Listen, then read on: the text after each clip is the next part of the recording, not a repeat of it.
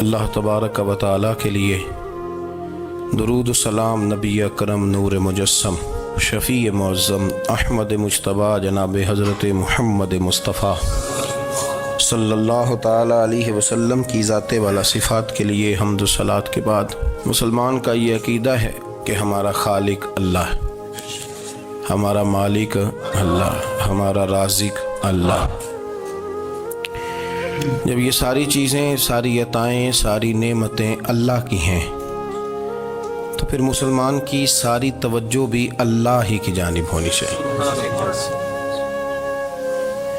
اسے کوشش کرنی چاہیے کہ وہ ہر معاملے میں، ہر مسئلے میں، ہر پریشانی میں اپنی توجہ اپنے رب کریم کی جانب مبذول رکھے۔ انسان جب اپنے علم پر بھروسہ کرنے لگتا ہے یا اپنی عقل پر بھروسہ کرنے لگتا ہے یا اپنے تعلقات پر بھروسہ کرنے لگتا ہے یا اپنی دولت پر، مال پر، صحت پر، تو ایک بہت بڑے دھوکے کا شکار ہو جاتا ہے۔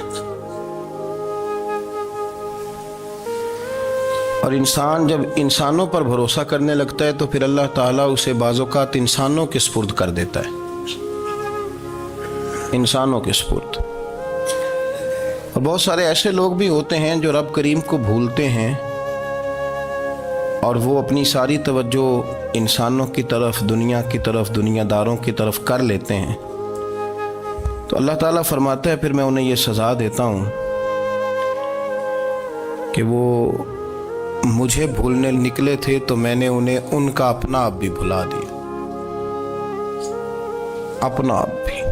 سورہ حشر کو دیکھیے گا، فرمایا وَلَا تَكُونُوا كَالَّذِينَ نَسُوا اللَّهَ فَأَنسَاهُمْ أَنفُسَهُمْ۔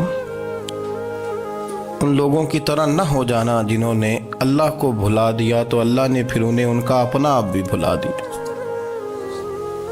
انہیں اپنی بھی ہوش نہیں رہی، وہ ایسے مسائل میں گھر گئے، وہ ایسی آزمائشوں میں الجھ گئے، وہ ایسی دنیا داری کے اندر الجھے کہ انہیں اپنا بھی پتہ نہ چلا۔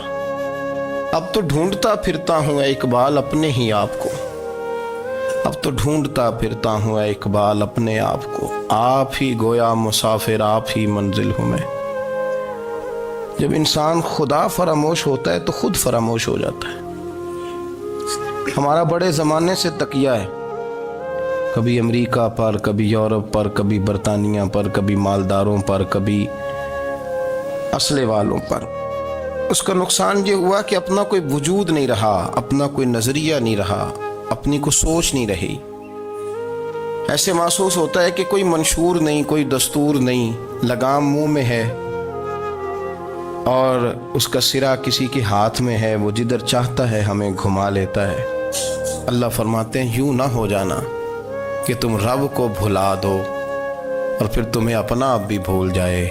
اولئک ھم الفاسقون، فرمایا یہ وہ لوگ ہیں جو نافرمان ہیں اللہ کے، یہ نافرمان ہے۔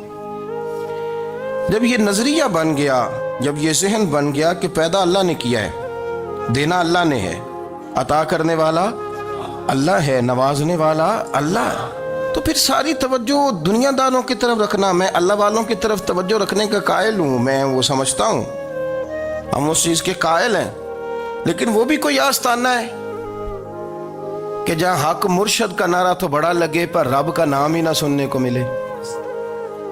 یہ بھی کوئی بات ہوئی کہ جہاں یہ تو نعرہ زور سے لگے کہ جیوے جیوے مرشد جیوے، لیکن استغفار کا درس ہی نہ ملے۔ ہر وقت یہ بتایا جائے کہ یہاں آ گئے تو بچ گئے، کیسے بچیں گے؟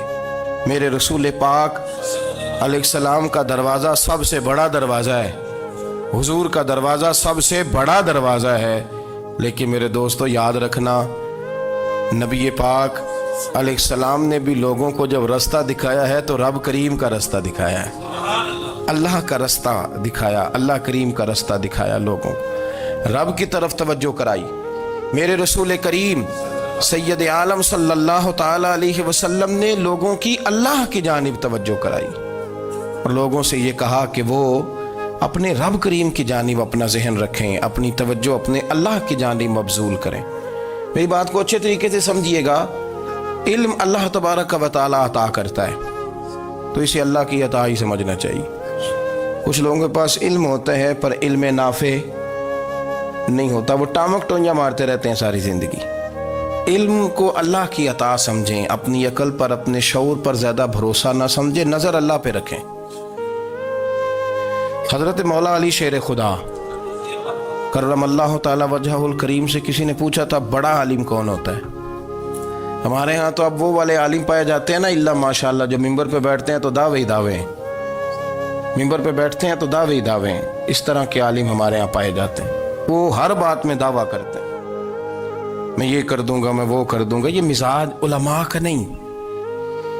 حضرت علی المرتضیٰ سے کسی نے پوچھا بڑا عالم کون ہوتا ہے؟ فرمایا بڑا عالم وہ ہوتا ہے کہ جسے مسئلے کا پتہ نہ ہو تو وہ کہہ دے مجھے نہیں پتا، میں پتہ کر کے بتاؤں گا، غلط بات بیان نہ کرے۔ امام مالک سے کسی نے کوئی مسئلہ پوچھا تو آپ فرمانے لگے مجھے اس سوال کا جواب نہیں آتا،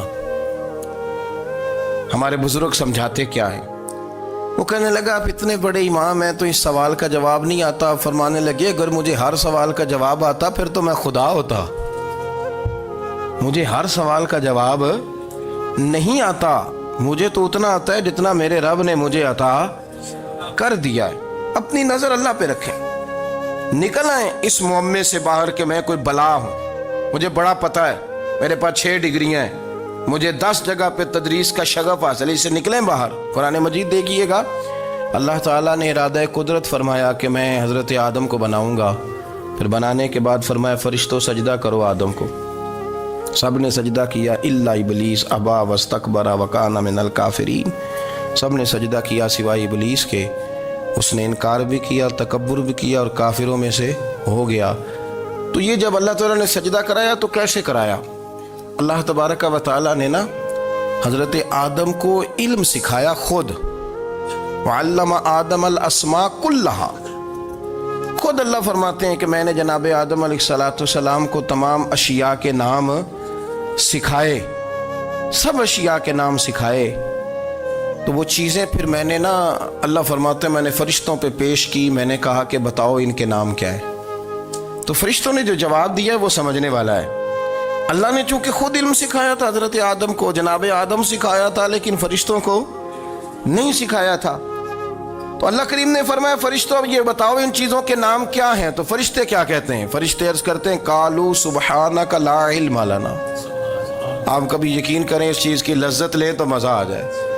کہا قالوا سبحانک، کہنے لگے تو پاک ہے، قالوا سبحانک، کہنے لگے تو بھئی آدم علیہ السلام کو نام سکھا لیے، پھر فرشتوں کے سامنے وہ چیزیں پیش کر کے کہا ان چیزوں کے نام بتاؤ، تو فرشتے کیا کہتے ہیں؟ کہتے ہیں قالوا سبحانک، تو پاک ہے، لا علم لنا، ہمارے پاس کوئی علم نہیں، الا ما علمتنا، ہمیں تو اتنا پتہ ہے جتنا تو نے ہمیں سکھا دیا، ہمیں تو اتنا پتہ ہے جتنا تو نے ہمیں، لا علم لنا، ہمارے پاس کوئی علم نہیں ہے، اتنا ہی پتہ ہے جتنا تو نے ہمیں سکھا دیا ہے، اس سے زیادہ ہمارے پاس علم، اور یہ کیوں تو نے ہمیں جتنا سکھایا اتنا پتہ ہے۔ فرشتے یہ نہیں کہتے یا اللہ تو زیادہ سکھا، آدم کو دیا تو ہمیں بھی دے، یہ نہیں فرمایا، فرمایا انک انت العلیم الحکیم، اے اللہ تو علم والا بھی ہے اور حکمت والا بھی ہے، تجھے پتہ ہے کس کو کتنا دینا ہے، جتنا تو نے مناسب سمجھا جناب آدم کو دیا، اور جتنا تو نے بہتر سمجھا وہ تو نے ہمیں عطا فرمایا۔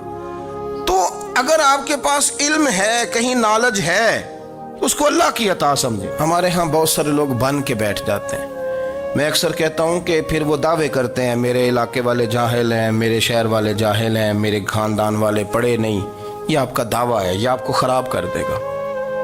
ہم نے بہت سارے ایسے لوگ دیکھے جو بہت بڑے عالم تھے، لیکن اللہ جب لینے پہ آیا تو عقل ہی لے گیا، شعور ہی چلا گیا، حافظے ختم ہو گئے۔ آپ دیکھتے ہیں بڑھاپے میں کچھ لوگ ایسے ہوتے ہیں کہ جن کو یہ بھی یاد نہیں رہتا کہ میرا نام کیا ہے، میں کہاں ہوں، مجھے کدھر جانا ہے، تو اس وقت سے اللہ کی پناہ مانگیں اور اپنی نظر اپنے رب کریم کی جانب رکھیں، اللہ کی جانب اپنی نظر کو مبذول رکھیں۔ دوسری بات، علم کے بعد ایک چیز آتی ہے جس کا نام ہے ہدایت، جس کا نام ہے تقوی، جس کا نام ہے پرہیزگاری، جس کا نام ہے عمل، عبادت، ریاضت۔ یہ بھی اسی وقت ہی نصیب ہوتی ہے جب میرا رب کریم نصیب فرما دیتا ہے۔ ہم نے نا نیکی کا اپنا اپنا سٹیٹس بنا لیا ہے، اپنا اپنا معیار بنا لیا ہے۔ کچھ لوگ کہتے ہیں کہ جناب مسجد میں سیمنٹ کا توڑا دینے سے بہتر ہے کسی غریب کو آٹے کا تھیلا دے دو۔ اب اس نے اپنا مزاج بنا لیا نا نیکی کا، اس نے اپنا سٹیٹس بنا لیا۔ میرا یہ سوال ہے کہ نبی پاک صلی اللہ تعالیٰ علیہ وسلم جب مدینہ شریف آئے تھے تو حضور نے سب سے پہلے غریبوں میں آٹا تقسیم کیا تھا کہ سب سے پہلے مسجد بنائی تھی؟ کیا عجیب لوگوں کا رنگ ہے، اپنی مرضی کی ہدایت، اپنی مرضی کا تقوی، اپنی مرضی کا معیار۔ مسجد کوئی بڑا چھوٹا خطیب بھی میری طرح کا ہو نا تو وہ مسجد میں بیٹھ کے جب نبی پاک کی بات کرتا ہے تو کہتا ہے میرے رسول پاک غریبوں کا سہارا بن کے آئے۔ وہ غریبوں کی بات کرتا ہے، مسکینوں کی، لاچاروں کی، کمزوروں کی بات۔ تو مسجد ہی تو وہ ادارہ ہے جہاں سے غریبوں کی بات ہو رہی۔ تو اب لوگوں نے غریب کو اور مسجد کو لڑانا شروع کر دیا، اس کو لڑاؤ کہ مسجد میں پیسے دینے سے بہتر ہے آپ غریب کو آٹے کا تھیلا دے دیں۔ آپ یہ کیوں نہیں کہتے کہ مسجد میں بھی آپ توڑا دیں ایک سیمنٹ کا اور ساتھ غریب کو بھی خدمت کریں؟ یہ کیوں نہیں تقویٰ؟ اپنی اپنی مرضی کا مزاج، اپنی اپنی۔ کچھ لوگ کہتے ہیں چھوڑو جی، ساری زندگی انسان نماز پڑھتا رہے اور پھر گالیاں بھی دیتا رہے، بندہ داڑھی بھی رکھ لے اور جھوٹ بولنا بھی نہ چھوڑے۔ تو یہ آپ نے اپنے پاس سے تقوی کا معیار بنایا ہے۔ گالی دینے کا گناہ ہے اور داڑھی رکھنے کا ثواب ہے۔ تو اگر آپ داڑھی رکھے ہوئے ہیں اور آپ کوئی غلطی کر رہے ہیں تو اس سے آپ کی داڑھی کا ثواب ختم۔ اللہ کرے آپ کو سمجھ آئے میری بات۔ آپ کوئی غلطی کر رہے ہیں، داڑھی کا ثواب اس سے ختم، وہ اپنی جگہ پہ قائم ہے چیز۔ اپنی مرضی کا کیوں تقوی کا معیار بناتے ہیں؟ تقوی کا مزاج اپنی مرضی کا نہ بناؤ۔ اللہ کی بارگاہ سے دعا مانگو کہ یا اللہ ہمیں ہدایت کا نور عطا فرما، اللہ تو ہمیں رستہ دکھا، تو بتا کہ ہدایت کیا ہے۔ تو رب فرماتا ہے اللہ ولی الذین آمنوا، اللہ مومنوں کا مددگار ہے، یخرجہم من الظلمات الی النور، وہ انہیں اندھیروں سے نکالتا ہے اور نور کی طرف روشنی عطا فرماتا ہے۔ اندھیروں سے نور کی طرف اللہ لاتا ہے۔ اللہ ولی، اللہ مومنوں کا ولی ہے، وہ انہیں اندھیروں سے نور کی طرف نکالتا ہے۔ ہدایت ہمیشہ اللہ کی طرف سے سمجھے۔ جب وہ نماز کی توفیق دیتا ہے تو اپنے فضل سے دیتا ہے، جب وہ ذکر کی توفیق دیتا ہے تو اپنے فضل سے۔ ہم سمجھتے ہو جی فلانا نہیں پڑھ رہا بڑا بیوقوف ہے، فلانا نہیں پڑھ رہا، تو تم کیا اپنی عقل کے زور پہ پڑھ رہا ہے؟ میں جی اللہ کے فضل سے 2 سپارے پڑھتا ہوں، تو کس پہ احسان کرتے تو 2 سپارے پڑھ کے رویا کر کہ اگر مالک تو بڑا قریب نہیں۔ بڑے لوگ ہیں جن کو پورا قرآن حفظ ہے پر انہیں پڑھنے کی توفیق نہیں، تو انہیں فضل کیا اور مجھے توفیق دے دی ہے پڑھنے۔ رویا کر، پڑھ کے رویا کر، راتی ساری کر کر زاری، وہ نیند اکھاں تھی توندے تے فجرے اوہی گناہگار کہاون سب تو نیوے ہوندے۔ مہربانی کریں، ڈریں، نیکی کریں تو پھر ڈریں، پھر احساس پیدا کریں، پھر اپنے اندر وہ کمزوری لائیں کہ توبہ توبہ مجھے تو پتہ ہی نہیں، تو جانتا ہی نہیں۔ حضرت سیدنا امام اعظم ابو حنیفہ رحمۃ اللہ تعالیٰ علیہ کے ساتھ ایک شخص کہتا میں نے نماز پڑھی تو عشاء کی نماز تھی۔ یہ جو لوگ بڑے ہوتے ہیں نا، ان کے پیار کرنے والے بڑے ہوتے ہیں، ان کے گرد خوف بھی بڑا ہی ہوتا ہے، انہیں بڑا ڈر لگتا ہے، بڑی بعض اوقات آزمائش ہوتی ہے ان کی۔ عشاء کی نماز کہتے پڑھی تو امام صاحب نے نا عشاء کی نماز میں تلاوت کی آیتیں فَمَن يَعْمَلْ مِثْقَالَ ذَرَّةٍ خَيْرًا يَرَهُ وَمَن يَعْمَلْ مِثْقَالَ ذَرَّةٍ شَرًّا يَرَهُ، فرمایا جو ذرہ برابر خیر کرے گا وہ بھی قیامت میں دیکھے گا، اور جو ذرہ برابر شر کرے گا وہ بھی قیامت میں اس شر کو دیکھے گا، اس کے سامنے آئے گا۔ تو وہ شخص کہتا ہے کہ سارے لوگ نماز پڑھ کے چلے گئے تو امام صاحب رحمۃ اللہ علیہ نے اپنی داڑھی پکڑی، رو رہے ہیں، کہتے ہیں وہ ذرہ برابر نیکی کا بدلہ دینے والے، وہ ذرہ برابر شر پہ سزا دینے والے میری سفید داڑھی کو دیکھ، مالک میرے ذرے ذرے سامنے نہ لانا، لوگ تو میری بڑی قدر کرتے ہیں دنیا، میں تو بڑا پہچانا جاتا ہوں، لوگ تو میری راہوں میں پھول لیے کھڑے ہوتے ہیں، مجھے بڑا نوازتے ہیں، قیامت میں رسوا نہ کر دینا، میرے لیے مشکل ہو جائے گی۔ وہ کہتے ہیں میں نے امام صاحب کا درد دیکھا، مجھے کوئی کام تھا تو میں چلا گیا، میں نے کہا کہ وہ اس وقت اللہ کے حضور حاضر ہیں تو میں دوبارہ آؤں گا۔ کہتے ہیں میں تہجد کا وقت آیا تو امام صاحب وہیں بیٹھے تھے، اور ان کی داڑھی آنسوؤں سے بھری ہوئی تھی اور زور سے داڑھی پکڑی ہوئی، کہنے لگے مالک رسوا نہ کر دیں، قیامت میں رسوا نہ کر دیں۔ یار جو ہدایت یافتہ لوگ تھے وہ تو ڈرے ہوئے تھے، وہ تو سہمے ہوئے تھے، وہ تو کہتے تھے یہ اس کا فضل نہیں، اس نے بلا لیا، یہ اس کا کرم نہیں۔ حضرت بایزید بستامی کسی کافر کو دیکھتے تو رو پڑتے، کہتے مالک تو کتنا قریب ہے، یہ بے ایمان رہ گیا، تو نے اپنے فضل سے مجھے اپنے نبی کا غلام بنا لیا۔ وہ رو پڑتے۔ یہاں تو لوگوں کا دعویٰ ہی بڑا ہے، نمازی اللہ خیر فرمائے وہ تو دوسروں کو گھورتا ہے، وہ کہتا ہے جنت کا میں مالک ہوں، کنجیاں میرے پاس ہیں، میں کسی اور کو گھسنے نہیں دوں گا۔ اور اگر 2-3 حج کر لے تو پھر تو وہ کہتا ہے کہ اب میرے سے پوچھ کے لوگ جنت میں جائیں گے معاذ اللہ۔ اور اگر وہ 2 4 5 7 دفعہ کوئی نفل پڑھ لے تو پھر وہ کہتا ہے چھوڑیں جی سارے لوگ بے عمل ہیں، میں اکیلا نیک ہوں۔ نہ ایسا کریں، اپنی توجہ اپنے رب پہ رکھیں، اپنی توجہ اپنے معین الملت والدین، عطائے رسول، ہند الولی، غریب نواز، خواجہ معین الدین چشتی، حضرت خواجہ اجمیر، شاہ اجمیر، شاہ اجمیر، والی ہندوستان۔ آخری عمر میں نا سارا دن روتے گزر جاتا، ساری رات روتے گزر جاتے، ذرا سی کوئی بات کرتا تو رو پڑتے، آنکھیں آنسوؤں سے بھری رہتی۔ کئی دفعہ اپنے بھی پریشان ہو جاتے ہیں نا کہ یار تو ایک بات کی جان ہی نہیں چھوڑ رہا۔ تو خواجہ قطب الدین صاحب بختیار کاکی سے لوگوں نے کہا کہ آپ مرشد سے بات کریں، اتنا بھی تو نہیں نہ رونا چاہیے، ہر وقت اس کے آنسو کی کریے، عاشق دا کام ہی رونا تونا، تبھی نہ رویوں نہیں منظوری، یہ عاشق سدا ہی روندا رہندا ہے، پاویں وصل ہوئے تے پاویں دوری، ہر وقت رونے کا کیا مطلب ہے؟ تو خواجہ قطب صاحب کہتے ہیں میں قریب گیا تو میں نے پیر دبائے، میں نے کہا سونیا لوگ تو کچھ بھی نہیں کرتے، تو نے تو کمال کر دیا، 90 لاکھ آدمی مسلمان کر دیا، دنیا کچھ نہیں کرتی، تو نے 50 سال ساری رات مصلے پہ بیٹھ کے رب راضی کیا، تو شہزادہ تھا، حضور کی اولاد تھا، لیکن معین الدین تیرا ایک پلاٹ بھی نہیں، تو نے طالب علم پالے، انہیں غریبوں کو دیا، انہیں نوازا، کوئی شے نہیں تیرے پاس، ہر چیز تو نے، ساری رات روتے ہو، سارا دن روتے ہو۔ تو خواجہ قطب الدین صاحب کہتے ہیں میں نے جب عرض کیا تو خواجہ صاحب مجھے گلے لگا لیا، چیخ مار کے روئے، کہنے لگے قطب الدین پتر داڑھی سفید ہو گئی، جانے کا وقت آ گیا، جو تو نے نیکیاں گنوائی ہیں وہ ہیں صحیح میرے پاس، پر یار کی بارگاہ میں پیش کرنے کے قابل ایک بھی نہیں، ایک بھی نہیں۔ تو بارگاہ تو دیکھ کتنی بڑی ہے، رسول کریم کی بارگاہ میں پیش کرنے کے قابل ان میں سے ایک بھی نہیں، تو آستانہ دیکھ کتنا بڑا ہے، کیا پیش کروں گا، کیا عرض کروں گا حضور کی بارگاہ میں، کس طرح؟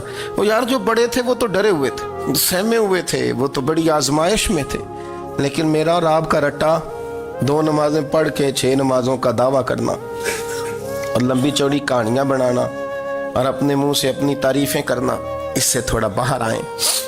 رزق بھی میرا اللہ ہی دیتا ہے، علم بھی اللہ دیتا ہے، رزق بھی۔ بڑے بڑے فقیروں کو مالدار ہوتے دیکھا، بڑے بڑے مالداروں کو فقیر ہوتے دیکھا، بڑے بڑے، میرے ایک بڑا سخی قسم کا سجن ہے، بڑا پیارا ہے، میں اسے سخی مانتا ہوں، میں نے اپنی پریشانیوں کے دنوں میں بھی اس شخص کو سخی دیکھا۔ ایک دن رات کو مجھے ٹیلی فون کر کے کہنے لگا کدھر ہو؟ میں نے کہا میں گھر ہوں۔ نہیں اکثر سفر میں ہوتے ہو نا؟ میں نے کہا نہیں طبیعت کیسی ہے؟ ٹھیک ہے، بس حال چال پوچھنا تھا۔ میں نے سمجھا، میں نے کہا یار یہ کوئی مسئلہ ہے، ورنہ رات کے 2 بجے کوئی حال پوچھنے کو فون تو نہیں نہ کرتا، کوئی مطلب ایسا تو مسئلہ نہیں نا؟ تو میں نے بیک کال کی، میں نے کہا یار میری بات سن، مسئلہ کیا؟ کہ نہیں کچھ نہیں دل کر رہا تھا۔ میں نے کہا میری گل سن، رہے ہیں اسی 4-5 سال کٹھے، میں تین جاننا، اصل بات کر۔ کہنے لگا مکان بھی بڑا ہے، سارا کچھ ٹھیک ہے، پر وہ بڑا ہی بے نیاز ہے، کچھ حالات اس قسم کے آ گئے ہیں کہ لوگوں کو بتاؤں بھی تو لوگ ماننے کو تیار نہیں، زیادہ نہیں، مجھے نا تھوڑے سے پیسوں کی ضرورت ہے، کوئی 15-20 ہزار اگر مل جائیں، میری ضرورت۔ آپ یقین کریں میں روتا رہا ساری رات۔ میں نے کہا مہربانہ تیرا کس طرح کرانگے، اس سے لے کے زمانہ استعمال کرتا تھا، پر بے پرواہی ویکھ نہ سجڑ دی، جتھے کسے دی پیش نہ جاوے، انہیں تاجاں والے در در رولے تے منگتے ہیں تخت بٹھاوے۔ سجنا کسے نو کارا مل دئی، کوئی کعبے خالی آوے. واللہ خیر الرازقین. وہ کہتے تو دائیں بائیں نہ جا, رزق تو تجھے میں دوں گا, میں ہوں بہتر رزق دینے والا. بڑے بڑے بادشاہ, بڑے بڑے شہنشاہ, بڑے بڑے لوگ, ہاتھوں میں کاسے, فقیریاں. ام ربیعہ کہا کرتی تھیں, بڑی نیک اور صالح خاتون تھیں. وہ کہتی ہیں کہ میں نا بڑے امیر آدمی کی بیوی تھی, اپنے شوہر کے ساتھ چھت پہ بیٹھی تھی تو نیچے فقیر مانگنے والا آیا. اس نے بڑے درد سے صدا کی تو میں نے اپنے شوہر سے کہا کچھ دے دیں. کہا دفع کر, ان لوگوں نے دھندا بنایا ہوا ہے. کہتی میں میکے سے بھی بڑا مال لے کے آئی تھی, میرے ماں باپ بڑے امیر تھے, تو میں نے نا چوری اپنے خامد سے نظر بچا کے باتھ روم جانے کے بہانے گئی اور نیچے جا کے 5 دینار میں نے اس فقیر کی ہتھیلی پہ رکھے. کہتے اس نے 5 دینار دیکھے, پھر میری طرف دیکھا تو میں نے اس کی آنکھوں میں آنسو چمکتے دیکھے. کہنے لگے بی بی رب تیرا بھلا کرے, میں 3 دنوں کا بھوکا ہوں. کہ وہ چلا گیا. میں گھر آ گئی, جب باہر آئی تو میرا شوہر کہنے لگا تو اتنی اب اتنی تو تیز ہو گئی ہے اور تو اتنی خود مختار ہو گیا, میرے بغیر پوچھے مال خرچ کرے گی, جا تجھے 3 طلاقیں. کہتی میں بالدار اور وزادار باپ کی بیٹی تھی, طلاق لے کے گھر آئی تو میرا باپ ٹوٹ گیا, چارپائی پہ چلا گیا. اوہو یہ کیا بن گیا. کہتی بڑی تکلیف رہی. 1-2 سال کے بعد میرے ابا نے میری شادی کر دی. اب جس شوہر کے پاس گئی وہ بڑا نیک تھا, پرہیزگار تھا, اللہ نے بہترین صلہ دیا. کہتی چھت پہ بیٹھی تھی, دروازے پہ فقیر آیا, میں نے شوہر سے کہا کچھ دے دوں. کہنے لگا 5 نہ دینا, 15 دینا, 20 دینا, میں فقیر ہوں, میں نے فقر سے دولت دیکھی ہے, اسے خالی نہ لوٹانا. کہتی ہے کہ میں نیچے گئی اور جب میں نے اس کی طرف دینار بڑھائے تو میری چیخ نکلی, پیسے پھینک کے میں بے ہوش ہو کے گری. میرا شوہر نے آ کے اٹھایا, اندر لے گیا, پانی منہ پہ چھڑکا. کہنے لگا تجھے کیا ہوا. کہنے لگی یہ جو مانگنے آیا یہ میرا پہلا شوہر تھا, وہی تھا جو کہتا تھا کہ تو 5 دینار دے آئیے, جا تجھے 3 طلاقیں. پڑھو نا حدیث پاک. میرے نبی پاک علیہ السلام نے فرمایا ایک بندہ گنجا تھا. گنجا, کوئی ترتیب آگے پیچھے ہو جائے تو مفہوم کے لحاظ سے, لیکن میں مفہوم اس کا واضح کرتا ہوں. ایک گنجا تھا, کوئی شے نہیں تھی, سر پہ بال بھی نہیں تھے, رویا کرتا تھا. اللہ تعالیٰ نے فرشتے کو بھیجا, تجھے کیا چاہیے. تو کہنے لگا بال آ جائیں اور تھوڑا مال آ جائے. فرشتے نے ہاتھ پھیرا تو بال بھی آ گئے, تو بکریاں بھی آ گئیں, لائنیں لگ گئیں, مال ہی مال ہو گئے. دوسرے کے پاس گیا, وہ کوڑا تھا. اس کو جا کے کہا کیا چاہیے. کہنے لگا شفا ہو جائے اور کچھ اللہ تعالیٰ آسانی کر دے. شفا بھی ہو گئی, گائیں بھی دے دی, بھینسیں بھی دے دی, مال ہی مال ہو. پھر ایک کے پاس گیا, وہ اندھا تھا. تجھے کیا چاہیے. اس نے کہا آنکھیں مل جائیں اور کچھ ساتھ اللہ مال دے دے. اونٹ ہی اونٹ ہو گئے. جب بڑا نواز دیا تو پھر مالک نے امتحان لینے کا ارادہ کیا. یاری تیری سونا ہے پر آزمائشاں بھی تیریاں اگ. آزمائشاں تیریاں, صحیح کہہ رہا ہوں, آزمائشاں تیریاں, یاری تیری سونا ہے پر آزمائشاں تیریاں. یہ سونا پرکھیا جامدائی, پہلو نال لگاں دے لگ. اللہ نے فرمایا آزمائش کرو. سب سے پہلے گنجے کے پاس آئے, اسے کہا اللہ کے رستے میں کچھ دیکھا نہیں لگا, میرے خرچے ہی بڑے. دیکھو تو صحیح کتنی مشکل میں وقت گزارتا ہوں, حال ہی کوئی نہیں. تو اس نے کہا میں نے تو سنا ہے تو گنجا اور بھوکا ننگا تھا. کہنے لگا میں تو جدی پشتی رئیس اعظم ہوں, تجھے کس پاگل نے کہا ہے, بھاگ جا. اس نے کہا اچھا جیسے تو تھا ویسے ہی ہو جائے. کھیت کھلیان اجڑ گئے, پھر سے گنجا ہو گیا. حضور علیہ السلام فرمانے لگے. پھر وہ اس کے پاس گیا جو کوڑا تھا, اسے کہا کچھ دے. کہنے لگا خرچے ہی بڑے. اب پوچھ لیں کسی امیر آدمی سے, کہے گا چکی کے نیچے ہاتھ ہے میرا, میرے سے زیادہ تو پریشان بندہ ہی کوئی نہیں. کیا بتاؤں آپ کو, اتنا ٹیکس ہے, اتنا جرمانہ ہے, فلانی شے, بڑا کچھ گنواتے ہیں لوگ. اس نے کہا میں نے تو سنا تو پہلے کوڑا تھا. اس نے کہا جا دوڑ جا, میں تو رئیس اعظم ہوں, دادا بھی پردادا بھی اور ساری نسل ہی. اس نے کہا اچھا جیسے تو تھا ویسے ہی ہو جائے. پھر وہ گیا اندھے کے پاس اور جا کے کہا اللہ کے نام پہ کچھ دے. تو وہ کہنے لگا رب کے نام پہ, یہ کھڑے ہیں اونٹ, جتنے تیرے دل کرے لے دا. اس نے کہا کیا معنی اس بات کا. کہنے لگا یار تجھے کیا بتاؤں, میں تو اندھا تھا, میں نے تو کبھی دنیا دیکھی نہیں تھی. پھر اس کریم نے فضل کیا تو مجھے بڑا کچھ دکھایا. میں کیا بتاؤں, میرا دل کر رہا ہے کہہ دوں کہ پھر اس نے کعبہ دکھایا. اور اس نے روضہ رسول دکھایا، پھر اس نے ریاض الجنہ کے سجدے دکھائے، پھر اس نے اپنے محبوب کے دروازے کی رونقیں دکھائیں، اس نے بڑا کچھ دیا، اس نے بڑا نوازا۔ میرے پاس تو شاید میں بدکار پرانا خادم، کسے در ملی نہ ٹوئی، ایت واصف یار نے نظر جو کی تھی، پھر واصف ہی ہوئی۔ یہ تو اس کا کرم ہوا۔ تو یہ وہ کہنے لگا تو اللہ کے نام پہ جان مانگ، میں وہ بھی دینے کو تیار۔ میرے پاس تو شے کوئی نہیں تھی، مجھے تو اپنا پتہ ہے، میں تو کوئی شے نہیں تھا، کچھ نہیں تھا میرے پاس۔ یہ تو ان کا کرم ہے کہ رخ ان کا ادھر ہے، اور مختصر سی میری کہانی ہے، یہ جو بھی ہے ان کی مہربانی ہے۔ تو وہ کہنے لگا میں بھی کچھ لینے نہیں آیا تھا، تیری آزمائش ہی کرنے آیا تھا، تیری عزتیں بھی سلامت رہیں گی، تیرا مال بھی سلامت رہے گا، تیری شفا بھی۔ اپنی زندگی میں کبھی بھی اللہ کی بارگاہ سے توجہ ادھر ادھر نہ کریں، چھوڑیں لوگ کیا کر رہے ہیں، دنیا کیا کہہ رہی، کبھی بھی اپنی توجہ دائیں۔ ہمارا یہ مسئلہ بن گیا کہ ہماری سیاست ہے، ہماری دنیا داری ہے، ہم بندوں کو راضی کرنا چاہتے ہیں، ہم دیکھتے ہیں کون کس طرح، اور آپ یقین کریں آپ تھک جائیں گے، بندے راضی نہیں ہوں گے، وہ نہیں راضی ہوتے۔ آپ ان کو منا کے لائیں گے تو ادھر والے نکل جائیں گے، ادھر کو منائیں گے تو ادھر والے نکل جائیں گے۔ اس چکر سے باہر آئیں، اس رب کو راضی کریں جو فرماتا ہے ان الذین آمنوا وعملوا الصالحات سیجعل لهم الرحمن ودا۔ فرمایا تو ایمان لانے کے بعد نیک عمل کر، میں لوگوں کے دلوں میں تیری محبت پیدا کر دوں۔ رحمان لوگوں کے دلوں میں محبت ڈال دے گا، اللہ لوگوں کے دلوں میں۔ اپنی نظر ہمیشہ اپنے رب پہ رکھیں، اتنی لمبی چوڑی دنیا داروں سے امیدیں نہ وابستہ کریں۔ میں نے دیکھا ہے لوگ کاسا لیسی کرتے ہیں، کبھی اس کے دروازے پہ کبھی اس کے دروازے پہ۔ ان چکروں سے باہر آئیں اور اپنے رب کی بارگاہ کی طرف توجہ کریں، استغفار شوق سے پڑھا کریں، اور اکیلے میں نہ، اکیلے میں۔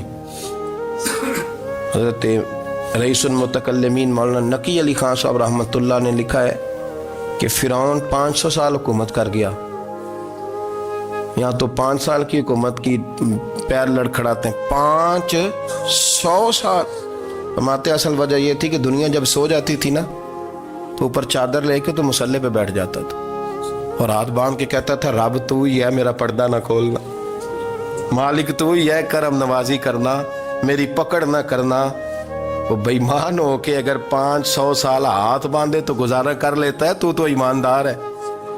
پر مسئلہ یہ ہے کہ تو رات کو بکل مار کے ہاتھ نہیں نہ باندھتا، تو منت نہیں کرتا، تو استغفار نہیں کرتا، توبہ کریں تو بچے رہیں۔ وہ اتنی لمبی حکومت کر گیا چونکہ رات کو کہتا تھا مالک رب تو ہی ہے، لیکن مہربانی فرما، میری پکڑ نہ فرمایا، تو اللہ نے تو اس کو مہلت دے دی۔